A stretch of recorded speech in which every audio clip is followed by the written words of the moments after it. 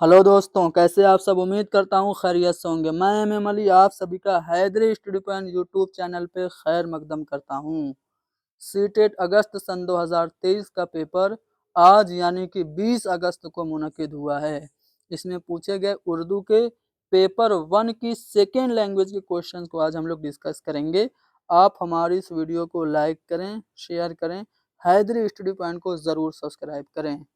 पहला जो सवाल है उसमें ये पूछा जा रहा है कि उस्ताद जबान के आमोजगारों की सुनने की महारत को कैसे फरोग दे सकता है, यानी कि एज ए टीचर आप बच्चों की लिसनिंग स्किल को कैसे डेवलप कर सकते हैं।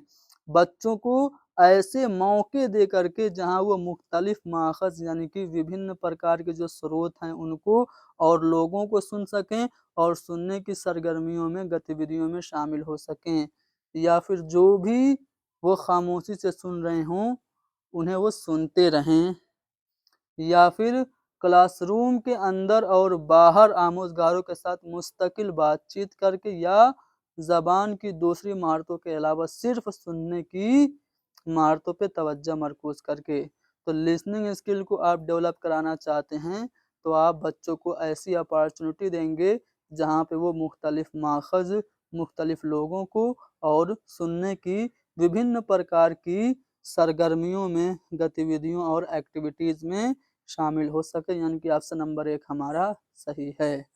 आगे बढ़ते हैं अगले सवाल पे। अगले सवाल में दावा और दलील दिया गया है, आपको पढ़ना है और बताना है कि कौन सा वाला ऑप्शन सही है। देखिए, दावा है कि इब्तदाई सतह पर ज़बान में कतियत सबसे ज़्यादा अहम है, यानी कि प्राइमरी लेवल पे जो एक्यूरेसी है, यानी कि जो शुद्धता है वो बहुत ज़्यादा इम्पोर्टेंट है। दूसरे दलील में ये कहा गया है कि कवायद जो है वो इब्तदाई दर्सियात का अटूट हिस्सा है। तो देखिए, प्राइमरी लेवल पे ग्रामर पढ़ाना कंपलसरी नहीं है, ठीक है। आप ये कह सकते हैं कि प्राइमरी लेवल पे बच्चों की जो लैंग्वेज हो उसमें एक्यूरेसी होनी चाहिए, लेकिन ग्रामर पढ़ाना कंपलसरी नहीं है। यहाँ पे कवायद को दर्सियात का अटूट हिस्सा यानी कि कंपलसरी पार्ट बताया जा रहा है, तो इसलिए हमारा दावा सही हो जाएगा और दलील गलत है, यानी कि जिन्होंने अलिफ सही और बे गलत है वो ऑप्शन चूज किया है, उनका जवाब सही है।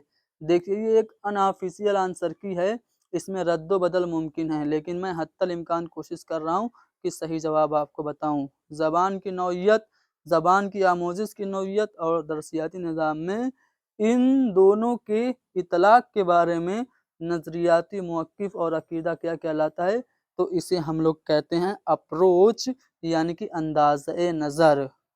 क्वेश्चन नंबर 124 में क्या पूछा जा रहा है, फॉर्मेटिव असेसमेंट पूछा जा रहा है, यानी कि तश्कीली तयन कद्र क्या होता है।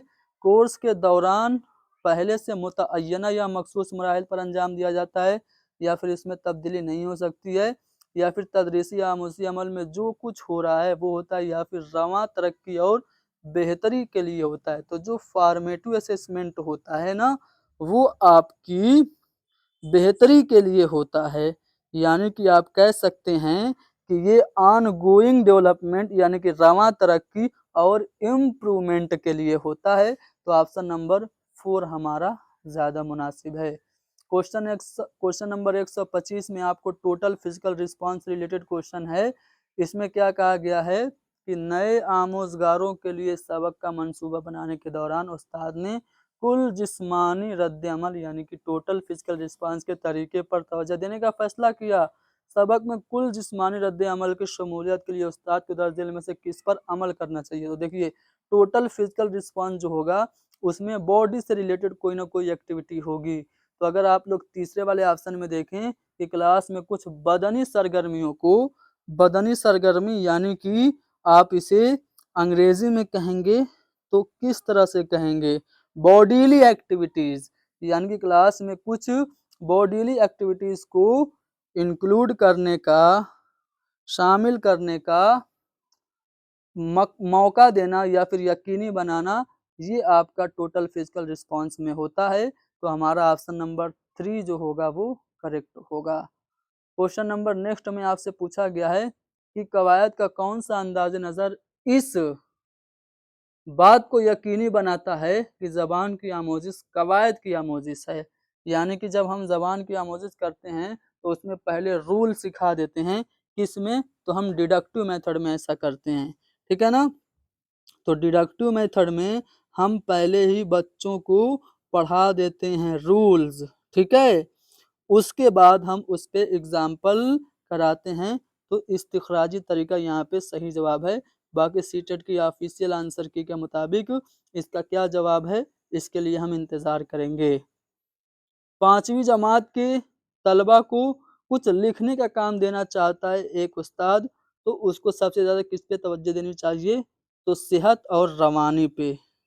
सेहत और रवानी पे यानी कि फ्लुएंसी और एक्यूरेसी पे, यानी कि ऑप्शन नंबर 1 हमारा सही है। क्वेश्चन नंबर 128 में आपसे पूछा जा रहा है ऊपर से नीचे का मतलब है मजमूई मानी मालूम करना, यानी कि जो टॉप टू बॉटम अप्रोच है उसमें हम ओवरऑल मीनिंग या फिर होल मीनिंग को हम पता करते हैं। तो नीचे से ऊपर का मतलब क्या है, यानी कि बॉटम टू अप जो अप्रोच है उसमें क्या होता है? तो बॉटम टू अप जो अप्रोच होता है उसमें हम मतन के अल्फाज और जुमलों पे तवज्जो देते हैं, यानी कि टुकड़े टुकड़े करते हैं, फिर उनको टुकड़े टुकड़े करके जोड़ के बड़ा बनाते हैं, फिर बड़ा, फिर सबसे बड़ा, तो वो हमारा नीचे से ऊपर जाता है। यानी कि हम मतन के अल्फाज और जुमलों पे जब तवज्जो देंगे तो वो हमारा नीचे से ऊपर का अप्रोच होगा, यानी कि आप कह सकते हैं कि बॉटम अप अप्रोच होगा। क्वेश्चन नंबर 129 में आपसे पूछा गया है कि दर्ज झेल में से कौन ज़बान के उस्ताद की बुनियादी जिम्मेदारी है? तो देखिए, ज़बान के उस्ताद की जिम्मेदारी ये भी हो सकती है कि बच्चों को कम्युनिकेशन की जो नीड है उसको पूरा करे, लेकिन साथ ही साथ तदरीस के लिए मुनासिब और मौजू मवाद का इंतखाब करना भी एक टीचर की बुनियादी जिम्मेदारी है। तो यहाँ पे चौथा वाला ऑप्शन ज़्यादा मुनासिब है कि तदरीस के लिए मुनासिब और मौजू मवाद का इंतखाब करना एक टीचर की प्राइमरी रिस्पॉन्सिबिलिटी है, ठीक है ना? आगे बढ़ते हैं 130 ये थोड़ा सा ऐसा सवाल है जिसका ट्रांसलेशन बहुत गंदे तरीके से किया गया है, जिसकी वजह से बहुत सारे लोग इसका सही जवाब नहीं दे पाए होंगे, फिर भी मैं आप लोगों को बता देता हूँ। एक छोटा बच्चा किताब उठाता है और उसे ऊपर उठाकर सफ़हात पलटने लगता है, तो इसमें क्या शामिल है? A young child pick up a book, hold it right side and turn the page. This activity demonstrate what? तो इसे हम कहेंगे emergent literacy skill. Emergent literacy skill का उर्दू में तर्जुमा इसने क्या किया है? ख्वानदगी की नई महारतें। देखिए, अब ये नई ये कहाँ से लाया अल्लाह जाने। इमरजेंट लिटरेसी स्किल ये होता है जब बच्चा कोई किताब उठा के ऊपर से सफ़ात पलटने लगे, तो ये ख्वानदगी की नई महारत इसने जवाब माना है। ऑप्शन नंबर 3 अगर आपने चूज किया तो आपका जवाब बिल्कुल सही है। यहाँ पे दावा और दलील दिया गया है, देखिए कौन सा वाला ऑप्शन सही है कि आमोज़गारों का ज़बान इक्तिसाब आमोज़गार ज़बानों का इक्तिसाब करते हैं क्योंकि वो जीनियाती तौर पर ऐसा करने की सलाहियत रखते हैं और इसमें माहौल का कोई रोल नहीं होता है। बिल्कुल गलत बात है। लैंग्वेज एक्विजिशन में माहौल का बहुत ही इम्पोर्टेंट रोल होता है, एटमॉस्फेयर का, ठीक है? दूसरा है कि आमोज़गार मुर्तकज़ क्लासरूम का माहौल ज़बान के इक्तिसाब में काफ़ी मुअस्सिर है। यानी कि यहाँ पे कह रहा है कि जो चाइल्ड सेंटर्ड क्लासरूम का एटमॉस्फेयर है ना, वो बहुत ज़्यादा लैंग्वेज एक्विजिशन में हेल्पफुल है। अब देखिए, चाइल्ड सेंटर्ड क्लास को उसने क्या किया है, लर्नर सेंटर्ड क्लास का उसने तर्जुमा किया है आमोज़गार मुर्तकज़ क्लास। तो यहाँ पे ये वाला ऑप्शन जो दलील है ना वो सही होगा, यानी कि दावा गलत है, दलील सही है, अलिफ गलत है और बी सही है, तो दूसरा वाला ऑप्शन हमारा यहाँ पे सही होगा। अगले सवाल पे चलते हैं। अगले सवाल में आपसे पूछा है कि पढ़ने की तदरीस का वो तरीका जो मखसूस सियाक में अल्फाज के मानी पे जोर देता है वो कौन सा मेथड होता है? तो वो आपका कुल ज़बान का तरीका यानी कि होल लैंग्वेज मेथड होता है, यानी कि ऑप्शन नंबर 1 हमारा सही है। ज़बान के बारे में सोचने और बात करने की जो सलाहियत होती है उसे हम क्या कहते हैं? तो ज़बान के बारे में सोचने और बात करने की जो सलाहियत होती है वो होती है माबाद लिसानी सलाहियतें, जिसे अंग्रेज़ी में क्या कहते हैं? मेटालिंग्विस्टिक एबिलिटी। माबाद लिसानी सलाहियतें, ज़बान के बारे में सोचने और बात करने की सलाहियत। तो ऑप्शन नंबर 2 हमारा सही है। क्वेश्चन नंबर 34 देखते हैं, 134। एक माँ क्या कर रही है? दूसरी जमात के उस्ताद से कहती है कि उसका लड़का बाज़ औक़ात ऐसी बातें करता है कि उसने इससे कब्ल किसी बालिग को या उसके भाई-बहनों को ऐसे बोलते नहीं सुना है। ये कैसे मुमकिन हुआ? यानी कि नया लफ्ज़ उसने बोल दिया, जो आज से पहले उसने सुना ही नहीं था। तो ये ऐसा कैसे मुमकिन हो गया? टीचर से माँ पूछ रही है। तो दर्ज झेल में से कौन-सा इस सवाल का सबसे मौजू जवाब जो होगा वो कौन-सा होगा? पहला ऑप्शन है कि लड़के उस वक़्त ज़बान सीखते हैं जब हम लड़कों की ज़बान के फ़रोग़ को तक़वियत देते हैं, रिइन्फोर्समेंट देते हैं, या फिर तामीरियत पसंद नज़रिए के मुताबिक लड़के नई ज़बान ईजाद करते हैं। देखिए जो तामीरियत पसंद नज़रिया है, उसके मुताबिक बच्चे अपने इल्म की तश्कील अपने प्रीवियस नॉलेज के बेस पे करते तो हैं, लेकिन यहाँ पे नई ज़बान के ईजाद करने की बात हो रही है, तो इस पे हम लोग बाद में गौर व फ़िक्र करेंगे। उसके बाद तीसरा ऑप्शन कह रहा है कि बच्चे सिर्फ़ बड़े लोगों की नकल करके सीखते हैं। चौथा है कि इंसानी दिमाग ख़ल्क़ी एतबार से ज़बान सीखने के लिए बना होता है। तो चॉम्स्की की थ्योरी को अगर हम लोग फ़ॉलो करें, तो वो कहते हैं कि बच्चे के माइंड में फ़ितरी सॉफ्टवेयर होता है, जिसकी वज़ह से वो ऑटोमेटिक लैंग्वेज एक्विज़िशन कर लेता है। उसमें बाय बर्थ ये लैंग्वेज एक्विज़िशन करने की सलाहियत होती है। तो अगर चॉम्स्की की थ्योरी को फ़ॉलो करें, तो यहाँ पे हमारा जो चौथा वाला ऑप्शन सही होगा। अगर हम कंस्ट्रक्टिविज़्म को फ़ॉलो करें, तो दूसरा वाला ऑप्शन। लेकिन मेरे मेरे हिसाब से जो ज़्यादा मुनासिब जवाब है वो ऑप्शन नंबर 4 है। बाकी सीटेट की ऑफ़िशियल आंसर की का हम लोग इंतज़ार करेंगे। चलो, इब्तिदाई ख़्वानदगी की तहसील में मुश्तमिल तकनीक, जिसमें बालिग और एक बच्चे एक साथ किसी किताब को पढ़ते हैं, बालिग सवाल करते हैं और मुकालमे की हौसला अफ़ज़ाई करते हैं। तो इसके बाद बच्चे भी बालिग लोगों से सवाल करते हैं, तो ये क्या है? तो ये आपकी मुकालमाती क़िराअत है। इसे हम लोग अंग्रेज़ी में डायलॉगिक रीडिंग कहेंगे, यानी कि मुकालमाती क़िराअत। तो ऑप्शन नंबर 1 हमारा सही है। ठीक है ना? चलिए अब यहाँ पे पैसेज देखिए, पैसेज तो बहुत ही आसान आया था, जल्दी से मैं पढ़ ही देता हूँ।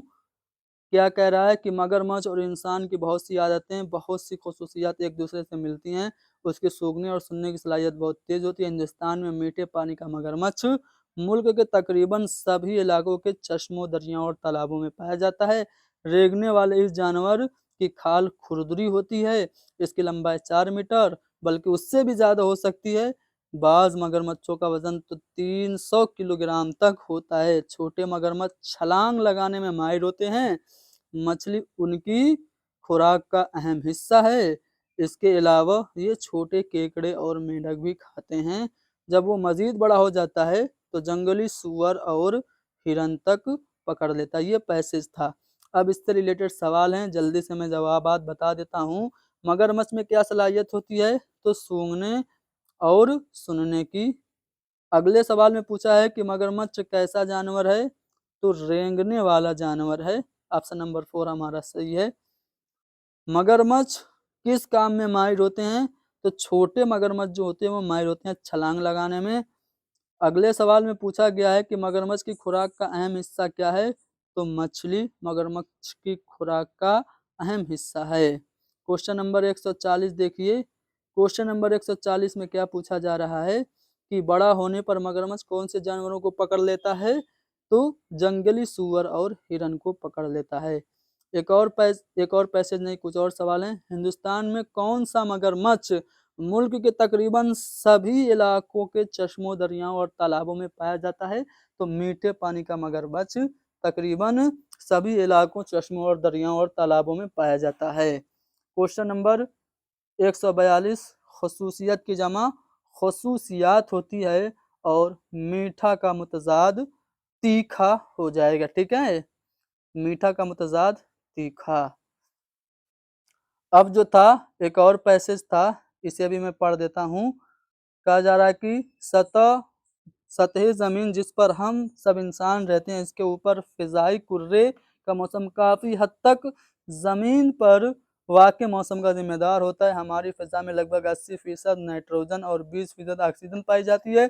गर्म और मतरूब हवा इन चीज़ों का हिस्सा लगभग 4% तक है, यानी कि जो गर्म और मतरूब हवा है, इन चीज़ों का हिस्सा कितना है? 4% है। जो ज़मीन से ऊपर फ़िज़ा में जाइए, फ़िज़ाई दबाव और दर्जे हरारत हवा से कम होता जाएगा। याद रहे, ज़मीन पर जो गर्मी मौजूद है वो सूरज की किरणों की बदौलत ज़मीन में ही जज़्ब होकर फिर फ़िज़ा में फैलती है, न कि सूरज की किरणों से बराह रास्त पैदा होती है। तो ये पैसेज था। अब चलिए आते हैं सवालात पे। तो ज़मीन पर वाक़ मौसम का काफ़ी हद तक किस कुर्रे का मौसम ज़िम्मेदार है? तो फ़िज़ाई कुर्रे का मौसम ज़िम्मेदार है। 145 नंबर का जो सवाल है उसमें ये पूछा जा रहा है कि हमारी फ़िज़ा में नाइट्रोजन और ऑक्सीजन लगभग कितनी पाई जाती है? तो पैसेज के मुताबिक 80% नाइट्रोजन और 20% ऑक्सीजन पाई जाती है। ठीक है? कौन-सी हवा में नाइट्रोजन और ऑक्सीजन लगभग 4% है? तो गर्म और मरतूब हवा में नाइट्रोजन और ऑक्सीजन लगभग 4% है। ज़मीन से ऊपर फ़िज़ा में जाने से क्या होता है? तो दबाव और दर्जे हरारत हवा से कम होता जाता है। पहला वाला ऑप्शन सही है। क्वेश्चन नंबर 148 में आपसे पूछा गया है कि ज़मीन की गर्मी किसकी बदौलत ज़मीन में जज़्ब होकर फ़िज़ा में फैलती है? तो सूरज की किरणों की बदौलत, यानी कि ऑप्शन नंबर 3 हमारा करेक्ट है। फ़िज़ा की जमा फ़िज़ाओं हो जाएगी। और आखिरी सवाल जो कि कंट्रोवर्शियल है, बराह रास्त का मुतज़ाद पूछा जा रहा है, तो इनमें से कोई भी नहीं होगा। अगर इसकी इसके इमले को अगर हम गलत मान लें, तो बिला वास्ता अगर ये लिखा होता, बिला वास्ता, तो ये सही होता, ठीक है? तो बराह रास्त का मुतज़ाद बिला वास्ता होगा, बिल वास्ता नहीं, बिला वास्ता, ठीक है? तो यहाँ पे हमारा जो ऑप्शन नंबर 3 है वो करेक्शन के साथ सही है। तो हमने डिस्कस किया 20 अगस्त सन 2023 में पूछे गए उर्दू के पेपर 1 की सेकंड लैंग्वेज को। फर्स्ट लैंग्वेज जल्द ही आप लोगों के लिए लेके हाजिर हो जाऊँगा। तब तक इस क्लास को लाइक कीजिए, शेयर कीजिए, हैदरी स्टडी पॉइंट को ज़रूर सब्सक्राइब कीजिए। Thank you very much.